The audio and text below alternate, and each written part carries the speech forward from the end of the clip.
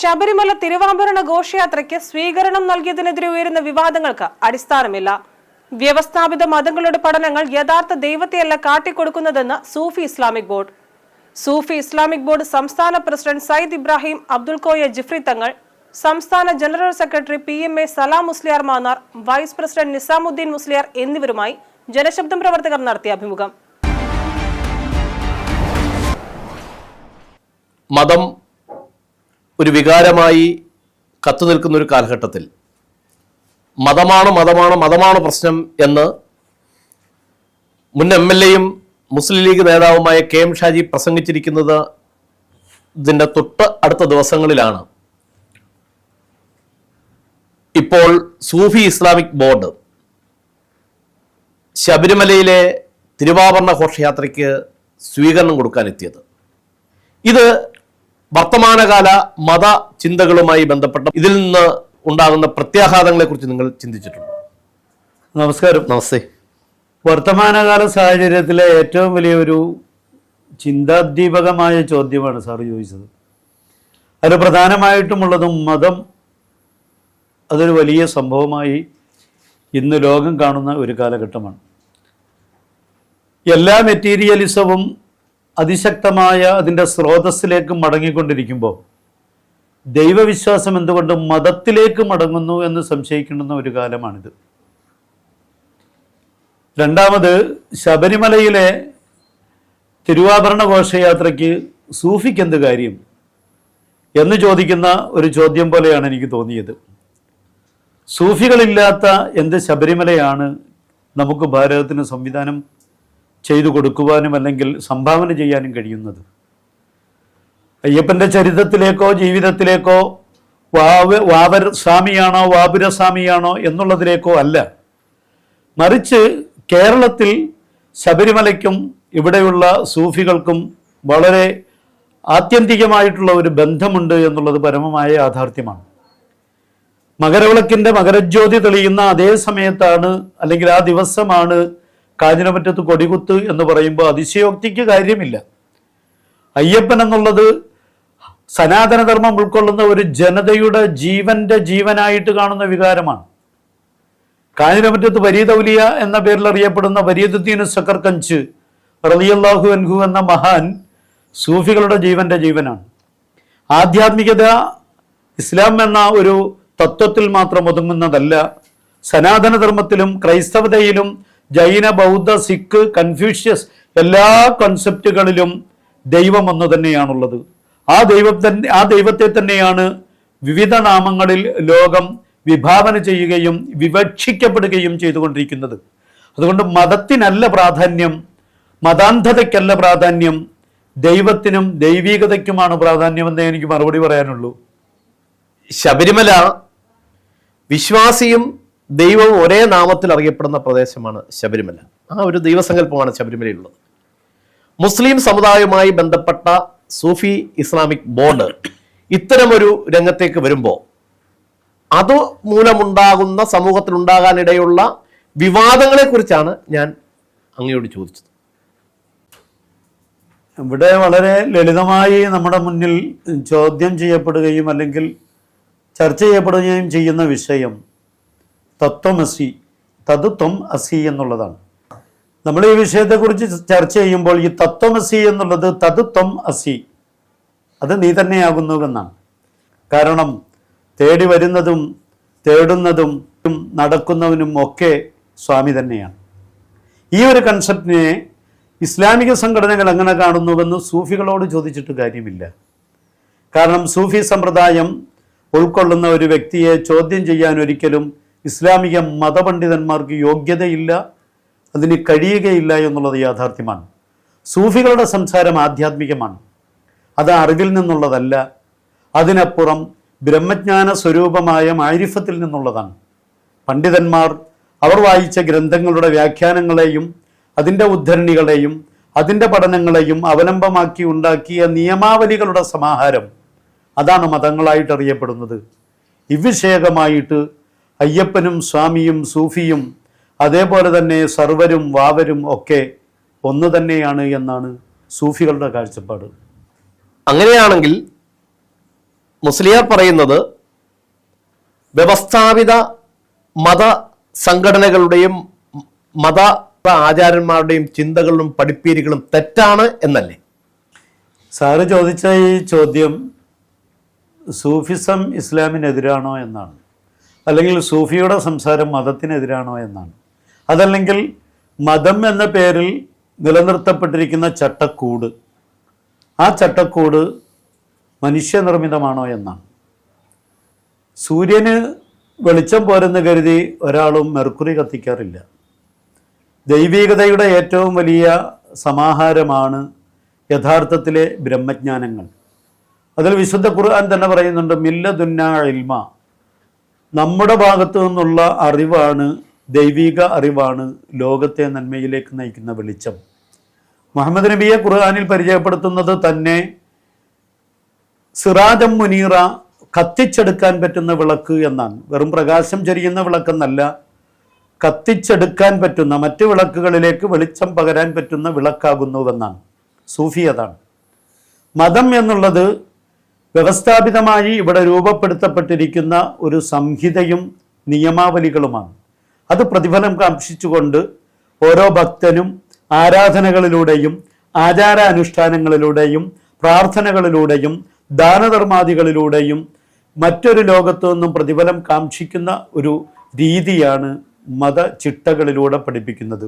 സൂഫി ഒരാൾക്കും ഒരാളുടെയും ദയയും കാരുണ്യവും ആഗ്രഹിക്കുന്ന പോലുമില്ല. പടച്ചവൻ്റെ അഥവാ തമ്പുരാൻ്റെ പ്രതിഫലം പോലും കാക്ഷിക്കാതെ കർമ്മം ചെയ്യുന്നവൻ, ആ നിഷ്കാമ കർമ്മിയാണ് സൂഫി. ഒരു സന്യാസിയെ സംബന്ധിച്ചിടത്തോളം സന്യാസിയും അപ്രകാരം തന്നെയാണ്. അതുകൊണ്ടാണ് മാനവസേവ മാധവസേവ എന്ന് പുരാണങ്ങളും ഇർഹമോ മംഫിൽ അർളി ഇർഹമുക്കും മംഫിസമ, ഭൂമിയിലുള്ളവർക്കൊക്കെ നിങ്ങൾ കാരുണ്യം ചൊരിയുക, ദൈവം നിങ്ങൾക്ക് കരുണ, അല്ലെങ്കിൽ ആകാശാധിപതി നിങ്ങൾക്ക് കരുണ ചെയ്തുകൊണ്ടേയിരിക്കും എന്നും പഠിപ്പിക്കുന്നത്. ഈ രണ്ട് തത്വങ്ങളും ഞാൻ എൻ്റെ വാക്കിനെ ദൃഢീകരിക്കാൻ വേണ്ടി സമർത്ഥിക്കുകയല്ല, മറിച്ച് സൂഫി വേറെയാണ്, മതവിശ്വാസി വേറെയാണ്. തങ്ങൾ സൂഫി സന്യാസം ആണ് അങ്ങ് പിന്തുടർന്നു വരുന്നത്. ഈ ശബരിമല തിരുവാഭരണം സ്വീകരിക്കാൻ വരുമ്പോൾ ഈ കറുത്ത വസ്ത്രം ധരിച്ചത് അയ്യപ്പനോടുള്ള ആ സ്നേഹ ബഹുമാനങ്ങൾ കൊണ്ടാണ്. കറുപ്പ് എന്ന് പറയുന്ന ഒരു ജ്വാലയാണ്. അതായത് ഓരോ സൂഫി മേഖലകൾക്കും ഇതിൻ്റെ അടിസ്ഥാനമായൊരു കളറുണ്ട്. ഇപ്പം ഞാൻ പോകുന്ന എൻ്റെ സൂഫി മേഖല എന്ന് പറഞ്ഞാൽ ചിസ്തി കലന്തർ എന്നാണ് പറയുക. ചിസ്തി കലന്തരിയാക്കൾ എന്ന് വെച്ചാൽ മരിക്കുന്നതിന് മുമ്പ് മരിച്ചവരെന്നാണ്. എന്നുവെച്ചാൽ മരണത്തെക്കുറിച്ച് ആദ്യം ഞങ്ങളെ ഈ ഒരു പ്രസ്ഥാനത്തിലേക്ക് വരുന്നതിന് മുമ്പ് തന്നെ ഞങ്ങൾക്കൊരു മരണം ഞങ്ങൾ ആദ്യം എന്ത് ചെയ്യണം, സ്വീകരിക്കപ്പെടണം. അപ്പം എന്ന് പറയുന്നത് പോലെ ഞങ്ങൾ ആദ്യം തന്നെ എന്ത് ചെയ്യണം, ഞങ്ങളിലുള്ള ഭയം ഞങ്ങൾക്ക് കളയണമെങ്കിൽ ആദ്യം ഒരു മനുഷ്യൻ മരിച്ചു കഴിഞ്ഞാൽ അവന് ചെയ്യുന്ന എല്ലാ കർമ്മങ്ങളും എന്തുണ്ട് ചെയ്തു കഴിഞ്ഞതിന് ശേഷമാണ് ഞങ്ങൾ സൂഫി മേഖലയിലേക്ക് ഞങ്ങളെ മെമ്പർഷിപ്പ് എടുത്ത് പോകുന്നത്. മെമ്പർഷിപ്പ് കിട്ടണമെങ്കിൽ തന്നെ ആദ്യം ഞങ്ങൾ എന്ത് ചെയ്യണം, ഞങ്ങൾ മരിക്കണം. അതിന് തയ്യാറായ ആൾക്കാണ് ഈ മേഖലയിൽ തുടരാൻ പറ്റുള്ളൂ. അങ്ങനെ തുടർന്ന് വരുന്ന കലന്തരിയാക്കൾ ധരിക്കുന്ന വസ്ത്രമാണ് കറുപ്പ്. അത് ശബരിമലയിലെ തിരുവാഭരണങ്ങൾക്ക് വേണ്ടി മാത്രം ധരിച്ചതല്ല. ഞങ്ങളെ ഇതിനെ സംബന്ധിച്ചോളം ഇതിൽ ജാതിയോ മതമോ കുലമോ ഗോത്രമോ അല്ലെങ്കിൽ വലുപ്പമോ ചെറുപ്പമോ ഒന്നും ഞങ്ങൾ ഈ വസ്ത്രത്തിന് മുമ്പിലില്ല. അനുഗ്രഹം മാത്രമേ ഞങ്ങളുടെ ഭാഗത്തുണ്ടാവുള്ളൂ. എല്ലാ മനുഷ്യരും നന്നായിരിക്കണം, രാജ്യത്ത് ജീവിക്കുന്നവർക്ക് സമാധാനവും ശാന്തിയും ഉണ്ടാവണം എന്നുള്ളൊരു ചിന്തയാണ്. ഇതിന് കാലാ കഫൻ എന്നാണ് പറയുക, കാലാ കരിമ്പടം എന്ന് പറയും. ഈ വസ്ത്രം എന്ന് പറയുന്നത് മുഹമ്മദ് നബി കുടുംബവുമായിട്ട് ഈ വസ്ത്രത്തിന് വളരെ ബന്ധമുണ്ട്. കാരണം ഇപ്പോൾ സാറ് നേരത്തെ ചോദിച്ച പോലെ മതം എന്ന് പറയുന്നത് ഇസ്ലാം ദീൻ എന്ന് പറയുന്നത് ദീൻ എന്നാണ് ഇതിന് പറയുക. ഇസ്ലാം മതം എന്ന് ഖുർആനിലോ ഗ്രന്ഥങ്ങളിൽ എവിടെയും ഇതിനെ പറഞ്ഞിട്ടില്ല. ഇസ്ലാം ദീൻ എന്ന് പറയുന്നുണ്ട്. ആ ദീനിൻ്റെ പ്രവാചകനാണ് മുഹമ്മദ് നബി എന്ന് പറയുന്ന പ്രവാചക തിരുമേനി. അതും ലോക ജനതക്ക് മുഴുവനും ഗുരുവാണ്. അറബി ഭാഷയിൽ പറഞ്ഞാൽ റഹ്മത്തുൽ ആലമീൻ എന്നാണ് അതിൻ്റെ അർത്ഥം. അത് മലയാള ഭാഷയിൽ പറഞ്ഞാൽ ലോക സൃഷ്ടികൾക്ക് സർവർക്കും അനുഗ്രഹിക്കപ്പെട്ട ഗുരു എന്നാണ് അതിൻ്റെ അർത്ഥം. ഇസ്ലാം എന്ന് പറയുന്നത് സനാതന ധർമ്മവുമായി ബന്ധമുള്ളതാണ്, അത് മതമല്ല. ഇസ്ലാം ദീൻ എന്നാണ് പറയുക. ആ ദീനിൻ്റെ പ്രവാചകനാണ് മുഹമ്മദ് നബി. മനുഷ്യൻ ലോക നന്മക്ക് വേണ്ടി രൂപാന്തരപ്പെട്ടിട്ടുള്ളതാണ്. അവനാണ് ഈ ലോകം ഭരിക്കുന്നത്. ഈ മനുഷ്യനല്ലാതെ ഈ ലോകം നയിക്കുന്നത് മനുഷ്യനാണ്, മതങ്ങളല്ല. ഇതാണ് എനിക്ക് പറയാനുള്ളത്. സൂഫിസത്തിൻ്റെ ആവിർഭാവം എന്നു മുതലാണ്, എവിടെയാണ് തുടക്കം? മനുഷ്യൻ ഉണ്ടായ കാലം മുതൽ സൂഫിസം നിലനിൽക്കുന്നുണ്ട്. പറഞ്ഞ ഇന്നലെയോ ഇന്നോ ഉള്ളതല്ല. ഈ മനുഷ്യൻ എവിടെ നിന്ന് രൂപാന്തരപ്പെട്ടുവോ അന്ന് മുതൽ തന്നെ ഈ സൂഫിസം കൂടെ വന്നിട്ടുണ്ട്. സൂഫിസത്തിൽ കൂടെയാണ് ഇന്ന് ഈ പ്രകൃതി അടക്കം നിൽക്കുന്ന ഈ ലോകം മൊത്തം നിലനിൽക്കുന്നത് ഒരു സൂഫി മേഖലയിൽ കൂടി തന്നെയാണ്. അത് മനസ്സിലാവണമെങ്കിൽ നമുക്ക് ഒരുപാട് വൈദൂര്യം സഞ്ചരിക്കേണ്ടി വരും. കാരണം എന്താ വെച്ചിട്ടുണ്ടെങ്കിൽ ഒറ്റ വാക്കുകൊണ്ട് പറഞ്ഞ് അവസാനിപ്പിക്കാൻ പറ്റുന്നതല്ല സൂഫികളുടെ ആ ഒരു സിദ്ധാന്തം. അങ്ങനെ വരുമ്പോൾ ഇന്നുള്ള ഈ ബജാർ അടക്കം സൂഫികളിൽ നിന്നാണ്. നമ്മൾ കാണുന്ന ബിസിനസ് മേഖല സൂഫികളിലേക്ക് തന്നെ നോക്കേണ്ടി വരും. കച്ചവടം മുതൽ ഇന്ന് കാണുന്ന ടെക്നോളജികൾ മുഴുവനും സൂഫിയാക്കളിൽ നിന്ന് രൂപാന്തരപ്പെട്ടതാണ്. അതിന് ഒട്ടേറെ തെളിവുകളുമുണ്ട്, മനസ്സിലല്ലേ? കാരണം മനുഷ്യൻ 6000 കോടി വർഷങ്ങൾക്ക് മുമ്പ് മനുഷ്യൻ ജീവിച്ചിരുന്നു എന്നുള്ളതിന് ഏറ്റവും വലിയൊരു തെളിവാണ് സൂഫിസങ്ങളാണ് എല്ലാ ദൈവിക ചിന്തകളിലും വരുന്നത്. പിന്നെ അത് ഇന്നും ഇന്നലെ ഉള്ളതല്ല. അതിനെയൊക്കെ മാറ്റിമറിച്ചുകൊണ്ടാണ് ഇന്ന് എന്താവുന്നത്, വേറെ മതങ്ങൾ പോലുള്ള മതങ്ങളാണ് ഇന്ന് എന്ത് ചെയ്യുന്നത്, ഇതൊക്കെ സംവിധാനം ചെയ്യുന്നത്. പണ്ട് ഇതുണ്ടായിട്ടില്ല. മതങ്ങളിലൂടെയല്ല പണ്ട് മനുഷ്യനെ നയിച്ചിരുന്നത്, സൂഫി മേഖലയിൽ കൂടെയായിരുന്നു. ഇന്ന് മനുഷ്യനെ നയിക്കുന്നത്, മുന്നോട്ട് കൊണ്ടുപോകുന്നത് മതസംഘടനകളും രാഷ്ട്രീയ സംഘടനകളുമാണ്. ഇവിടെയാണ് ഇതിൻ്റെ വ്യത്യാസം. സൂഫിസത്തിൻ്റെ ഇന്നത്തെ പ്രസക്തി ഇന്നത്തെ കാലഘട്ടം അനുസരിച്ചുകൊണ്ട് സൂഫികളും സൂഫിസവും ഈ രാജ്യത്ത് നിലനിൽക്കേണ്ടത് അനിവാര്യമാണ്. കാരണം ഇന്ന് ഓരോ മേഖലകളിലും മതത്തിൻ്റെ പേരിൽ കൊള്ളയും കൊലയും അക്രമവും നടന്നുകൊണ്ടിരിക്കുന്ന ഒരു കാലഘട്ടമാണിത്. കാരണം ഇന്ത്യ എന്ന് പറഞ്ഞ ഈ രാജ്യം 1000 ചില്ലാനം വർഷം ഈ രാജ്യത്തെ ഭരിച്ചത് സൂഫികളാണ്. അന്നും ഈ പറയുന്ന എല്ലാ നാനാ മതസ്ഥരും ജീവിച്ചിരുന്ന ഭാരതമാണ് നമ്മുടെ രാജ്യം. ഇവിടെ ആരും ഒരാളെ ആക്രമിക്കുക അല്ലെങ്കിൽ മതത്തിൻ്റെ പേരിലോ അല്ലെങ്കിൽ സ്വത്തിൻ്റെ പേരിലോ ഇവിടെ ആരും ഒന്നും ചെയ്തിട്ടില്ല. ആ കാലഘട്ടത്തിൽ മുഗളന്മാർ ഭരിക്കുന്ന കാലത്ത് തന്നെയാണ് ഇവിടെ പള്ളിയും അമ്പലവും ചർച്ചും എല്ലാം നടന്നിട്ടുള്ളത്. നമ്മളും ജീവിച്ചു വന്നത്, നമ്മളെയൊക്കെ ചെറുപ്പകാലം.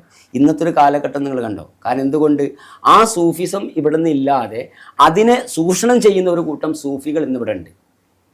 ആ യഥാർത്ഥ സൂഫിസത്തെ മാറ്റി വെച്ചുകൊണ്ട് അതിൻ്റെ, അതായത് യാഥാർത്ഥ്യമായ സൂഫികളെ നീക്കി നിർത്തിക്കൊണ്ട് അതിൻ്റെ ഒരു ബദൽ വേഷം ധരിച്ചുകൊണ്ട് മതത്തിൻ്റെ ആളുകൾ തന്നെ, എല്ലാ മതസ്ഥരും, അത് ഇന്ന മതമെന്നില്ല, പല മതത്തിൻ്റെയും പണ്ഡിത ശിരോമണികൾ ആ വസ്ത്രം ധരിച്ചുകൊണ്ട് ജനങ്ങളെ ചൂഷണം ചെയ്യുന്നത് കൊണ്ടും യഥാർത്ഥ സൂഫിസം ഇന്ന് രംഗത്തേക്ക് വരാൻ പറ്റാതെ വിങ്ങിക്കൊണ്ട് നിൽക്കുന്ന ഒരു കാലഘട്ടമാണ്. അങ്ങനത്തെ ഒരു കാലഘട്ടത്തിലാണ് സൂഫി ഇസ്ലാമിക് ബോർഡ് എല്ലാ മതചിന്തകളെയും വെടിഞ്ഞുകൊണ്ട് മനുഷ്യരാശിയെ സംരക്ഷിക്കാമെന്ന് ഒരു ഉദ്ദേശം വെച്ചുകൊണ്ടാണ് സൂഫി ഇസ്ലാമിക് ബോർഡ് കേരളത്തിലേക്ക് കൂടെ വന്നിട്ടുള്ളത്. എല്ലാ മനുഷ്യരെയും ഒരു കൊടക്കീഴിൽ നിന്നുകൊണ്ട് നമ്മളെ ഭാരത രാജ്യ മഹത്വം ലോകത്ത് നിലനിർത്തുക എന്നുള്ളതാണ് സൂഫി ഇസ്ലാമിക് ബോർഡിൻ്റെ ലക്ഷ്യം. തിരുവാഭരണ ഇതിൽ നമ്മൾ ഘോഷയാത്രയിൽ വന്നതൊക്കെ ആ ഒരു ഭാഗമായിട്ടാണ്. നാളെ നമ്മൾ ക്രിസ്ത്യൻ പള്ളി പെരുന്നാൾ അങ്ങനെയുള്ള കാര്യങ്ങൾ ഞങ്ങൾ പങ്കെടുക്കും. അതുപോലെ മറ്റുള്ള മതസ്ഥരെ എല്ലാ കാര്യത്തിലും ഞങ്ങൾ പങ്കെടുക്കും. ഞങ്ങളെ സംബന്ധിച്ചോളം ഞങ്ങളെ മതത്തിൻ്റെ വക്താക്കളാക്കി ആരും എന്ത് ചെയ്യണ്ട, കാണണ്ട. ഞങ്ങളെ മനുഷ്യരെ കണ്ടാൽ മതി. മതാന്ധത വെടിയുക, മനുഷ്യനാകുക. ഇത് നമ്മുടെ ഏറ്റവും വലിയൊരു മെസ്സേജ് തന്നെയാണ്. മതാന്ധത ഇല്ലാണ്ടാകണം. മതം എന്നുള്ളത് മനുഷ്യമതമായി മാറണം. ആ മനുഷ്യമതത്തിലെ ജാതി നമ്മളാകുന്ന ജാതിയും മതം നമ്മളുടെ ഉള്ളിലുള്ള സ്നേഹവും നമ്മൾ ആരാധിക്കുന്ന ഈശ്വരൻ അല്ലാഹ് യഹോവ അതൊന്നാകുന്നുവെന്നുള്ള കാഴ്ചപ്പാടും സർവമത സത്യവാദം എന്നൊക്കെ എന്നെ കളിയാക്കുന്നുണ്ട്. അതൊന്നും നമുക്ക് വിഷയമല്ല. അതാണ് വേണ്ടത്. ഇത് കൊണ്ടുവരുമ്പോൾ മാത്രമേ ഇവിടെ സൂഫിസത്തിൻ്റെ ലക്ഷ്യം എന്താണെന്നുള്ള ചോദ്യത്തിൻ്റെ പൂർത്തീകരണമാവുകയുള്ളൂ. കാരണം സർവ്വജനങ്ങളിലും സർവശക്തനായ ദൈവം മാത്രമാണുള്ളത്. സാറിലായാലും നിങ്ങളിലായാലും നമ്മളിലെല്ലാവരിലും ഉള്ളത് ഒരൊറ്റ ദൈവമാണ്. വിളിക്കാനുള്ള ഉപാധികളും പേരുകളും മാത്രം വ്യത്യസ്തമായിനേ ഉള്ളൂ. എല്ലാ ഗ്രന്ഥങ്ങളെയും എല്ലാ ദൈവിക അവതാരങ്ങളെയും എല്ലാ പ്രവാചകന്മാരെയും സമ്മതിച്ചുകൊണ്ടായിരുന്നു മുഹമ്മദ് നബിയും വന്നത്. എല്ലാവരെയും എല്ലാ ഗ്രന്ഥങ്ങളെയും സമർത്ഥിച്ചു എന്നാണ് വിശുദ്ധ പ്രവാചകനെ കുറിച്ച് പോലും പറഞ്ഞത്. അപ്പോൾ സൂഫിസത്തിൻ്റെ ആകത്തുക എന്താണെന്ന് ചോദിച്ചാൽ, ലക്ഷ്യം എന്താണെന്ന് ചോദിച്ചാൽ, ഇവിടെ മനുഷ്യന് സ്വസ്ഥമായിട്ട് അവനവൻ്റെ വിശ്വാസ സംഹിത ഉൾക്കൊണ്ടുകൊണ്ട് ജീവിക്കാൻ കഴിയണം. ഇപ്പം പലരും നമ്മുടെ മുദ്രാവാക്യം മതപണ്ഡിതന്മാരെടുത്ത് മുഴക്കിക്കൊണ്ട് യാത്രകൾ നടത്തുന്നുണ്ട്. ആ ഒരവസ്ഥയിലേക്ക് വന്നത് കേവലം 2 മാസം കൊണ്ടുണ്ടായ മാറ്റമാണ്. മനുഷ്യനാകൂവെന്ന് നമ്മൾ പറഞ്ഞതിനെ മനുഷ്യർക്കൊപ്പമെന്ന് പറയേണ്ടുന്ന ഗതികേടിലേക്ക് മതപണ്ഡിതർ മാറി. അതാണ് നമ്മൾ പറഞ്ഞ മതം മതാന്ധതയാണ്. നമ്മൾ പറഞ്ഞ മതം മതാന്ധത വെടിയോ മനുഷ്യരാകൂ എന്നുള്ളതാണ്. അന്നത് റെക്കോർഡ് ചെയ്ത് കൊടുത്തവർ അവിടുന്ന് കട്ട് ചെയ്യേണ്ടത് കട്ട് ചെയ്തപ്പോൾ അങ്ങനെ വന്നു. പക്ഷേ ഇന്ന് അതേ യാഥാർത്ഥ്യത്തെ മനുഷ്യർക്കൊപ്പം എന്ന് പറഞ്ഞുകൊണ്ട് പറയുമ്പോഴും ഞങ്ങളല്ലാത്ത ഒരാളെയും ദൈവം സ്വർഗത്തിലേക്ക് പ്രവേശിപ്പിക്കുകയില്ല എന്നവർ പ്രഖ്യാപിച്ചുകൊണ്ടേയിരിക്കുകയാണ്. അവിടെയാണ് ഈ വൈരുദ്ധ്യാത്മക മതദർശന കാഴ്ചപ്പാടിനെതിരെ സൂഫി ഇസ്ലാമിക് ബോർഡ് നിലകൊള്ളുന്നത് എന്ന് മാത്രം ഓർമ്മപ്പെടുത്തി. ജനശബ്ദ ന്യൂസിന്റെ ഈവനിംഗ് കോർണറിലേക്ക് അതിഥികളായെത്തിയ സൂഫി ഇസ്ലാമിക് ബോർഡിന്റെ ആരാധരായ സംസ്ഥാന നേതാക്കന്മാർക്ക് ജനശബ്ദം ന്യൂസിന്റെയും ജനശബ്ദം പ്രവർത്തകരുടെയും ഞങ്ങളുടെ എല്ലാവരുടെയും പേരിലുള്ള നന്ദി രേഖപ്പെടുത്തുന്നു. നമസ്കാരം.